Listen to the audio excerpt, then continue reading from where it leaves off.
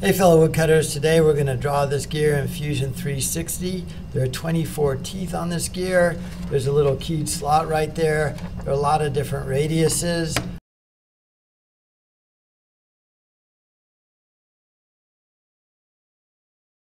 There's a lot of math in this one. I like the project a lot. It's 1/4 inch MDF, and I have my drawing right here, and I'm really working very closely with my drawing. And I have also a ruler to check measurements with my scale drawing. Always start over here in file management. I create a folder. This is project number 10. I go over to document settings, make sure that I am in inches, and then we're going to start by creating a sketch. I'm going to create the sketch. I'm going to draw on the XY plane, centered at the origin, and then I'm going to extrude out in Z. So I'm going to create a circle centered at the origin.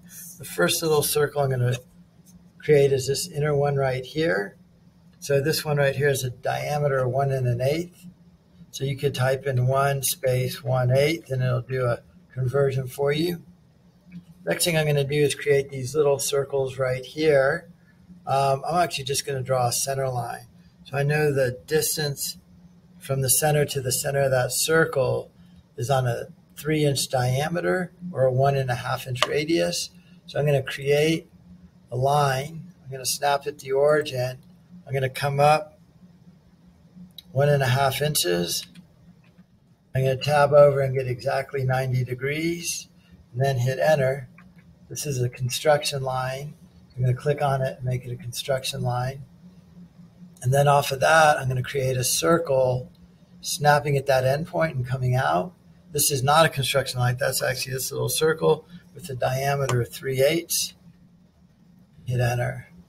Now that I have that circle, I'm going to go up here to create, circular pattern. It's asking me, what do you want to make into a circular pattern? I want this to be the pattern. Where do you want the center to be? Right there. And that created 3 of them. And I want 4 of them. That looks good. Now I'm done those circles.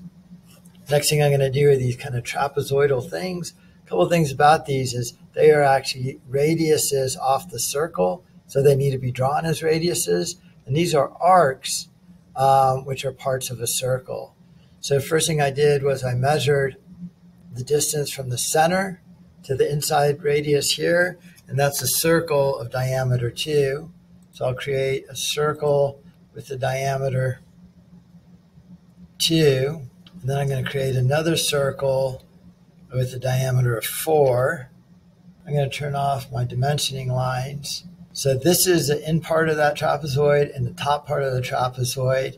What I did is I measured that length, 1/2, and I found the overall circumference, and I figured out it was 28 degrees. So I did that measurement divided by circumference, and then took that fraction, multiplied it by 360 to get an answer of 28 degrees.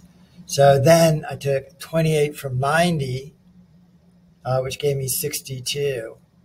Then I cut that in half. So I'm going to create a line. I'm going to snap at the origin. I'm going to go over too long, something like 3 inches. And then at 31 degrees, I don't really matter how long it is because I'm going to crop it. I'm going to hit enter.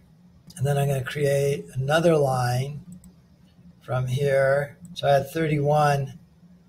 Oh, here, let's go 3, tab. I had 31 off and a 28 degree angle, so it's going to be 59 degrees. I'll hit enter there. So that's the first trapezoid.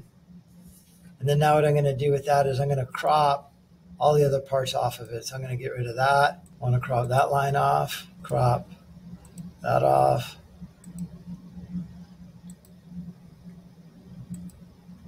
I'm going to create a circular pattern.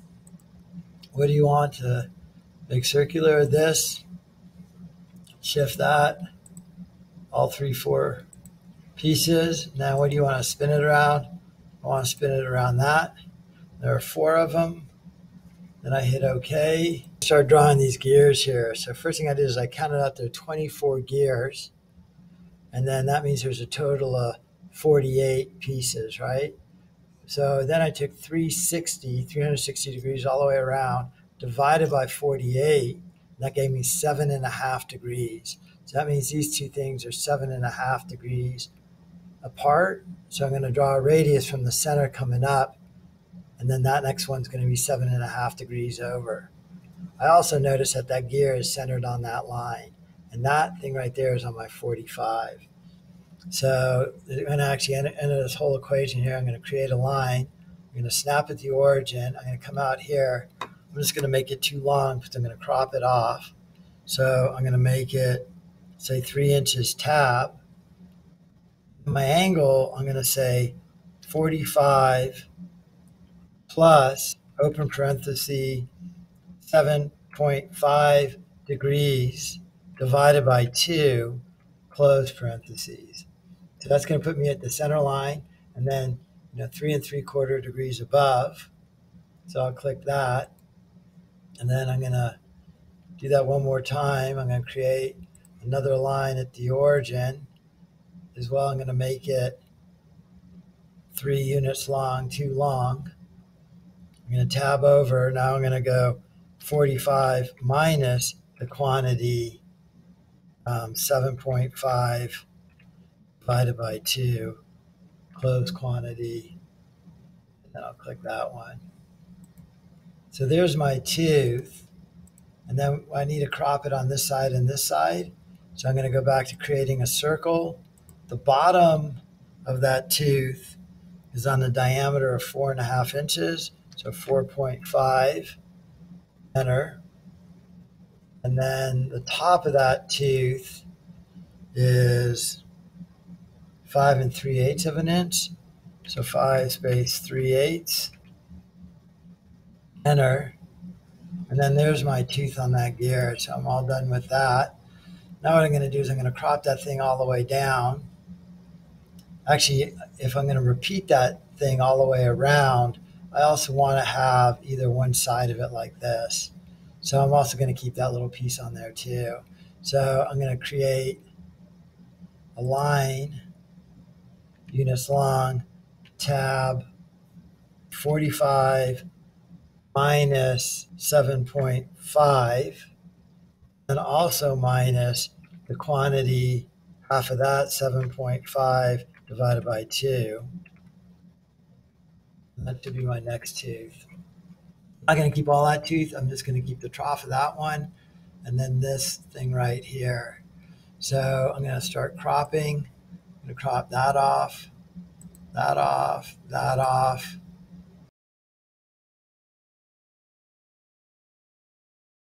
So I think that's it right there. I'm going to right click OK. And now I'm going to go create a circular pattern. And I'm going to select this, shift that, and that. We don't want to spin it around. We'll see how good my math was here. We're going to spin it around that. And we're going to create 24 of them. Look at that. And it worked. Okay, the next thing I need to do is draw that key slot. It's going to be a little tricky. It is also radiuses off of the center of the circle. So the way I'm going to draw that key slot is I'm going to draw the radiuses up and figure out how many degrees that key slot is. So that key slot is 1/4 inch. That circle on the outside of it, where it's 1/4 inch, is 1 1/8 plus 1/8, so it's 1 1/4. So I'm going to find the circumference of 1 1/4. So I go diameter times pi, 1.25 times pi. That's going to give me 3.92.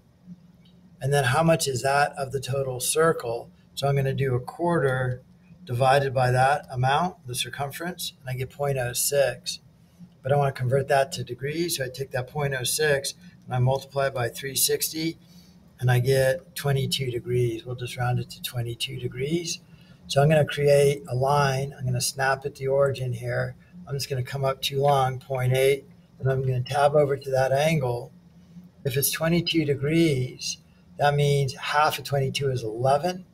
So I got to go 11 degrees past 90. So 101. So I'm going to go 101, enter, and there's part of that key slot. And I'm going to do that again. And now this time I'm going to go 0.8 for a length because I'm going to trim it. I'm going to tab it off. 111 before 90, 79 degrees. So those are the sides of that key slot. I have the bottom of the key slot, and then I need the top of the key slot, which is part of a radius. I'm going to come out here. That's a 1/4 inch. No, it's an 1/8 inch on that diameter of 1 1/8. So I'm going to come out 1 1/8 and 1/8, 1 3/8. So 1 space 3/8. There's my key slot there. We can go back to trim. I want to trim all that off. So I think that's my key slot right there. I think I'm all done. I'm going to hit right click OK, finish sketch, and then I want to extrude this thing out. Probably going to have to select it. Oh, look at that. It grabbed all the right pieces. Again, this is 1/4 inch MDF, so 0.25, enter. And then from there, I could create my working drawing, but I think I'm just going to leave it like that. If you did the previous exercises, you know how to create a working drawing off of this.